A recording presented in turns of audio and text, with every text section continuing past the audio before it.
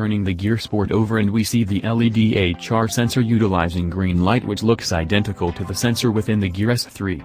The Gear Sport can sample your heart rate continuously throughout the day with the sample rate being configurable between always, this will impact battery life, frequent, every 10 minutes, and never.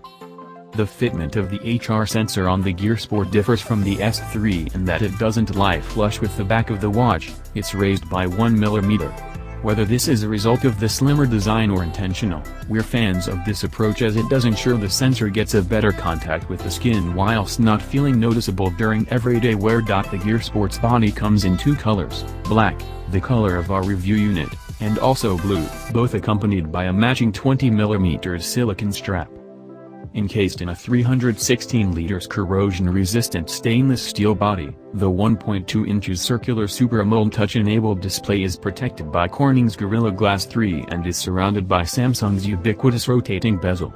The bezel itself has a number of small, fine notches around its circumference to aid in grip and provide feedback during rotation with a smooth but noticeable click.